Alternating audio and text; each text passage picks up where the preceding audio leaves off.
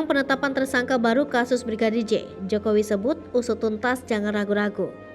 Presiden Joko Widodo kembali memberikan instruksinya terkait penyelidikan kasus tewasnya Brigadir J. Dalam pernyataannya, Presiden Jokowi meminta agar kasus ini diungkap apa adanya agar tak menurunkan kepercayaan masyarakat pada Polri.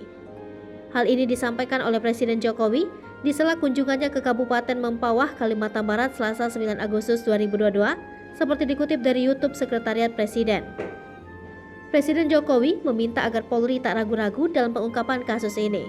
Menurutnya, proses investigasi ini nantinya berdampak pada kredibilitas Polri. Ya. Infonya Kapolri akan mengumumkan tersangka baru terkait Ferdi Sambo. Ada tanggapan soal itu? Iya, sejak awal kan saya sampaikan, usut tuntas. Jangan ragu-ragu. Jangan ada yang ditutup-tutupi. Ungkap kebenaran apa adanya. Ungkap kebenaran apa adanya. Sehingga jangan sampai menurunkan kepercayaan masyarakat terhadap Polri. Itu yang paling penting. Citra Polri apapun tetap harus kita jaga. Ya. Pasti, Bang. Arahan Presiden soal kasus tewasnya Brigadir J bukan kali pertama dilontarkan.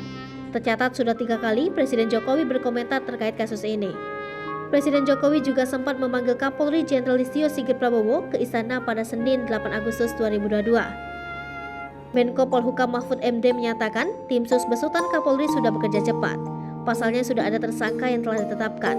Rencananya pada hari ini Selasa 9 Agustus 2022 akan kembali diumumkan tersangka baru. Sebagai informasi, polisi sudah menetapkan 2 tersangka yakni Baradae dan Brigadir RR. Keduanya dijerat pasal berbeda terkait pembunuhan dan pembunuhan berencana.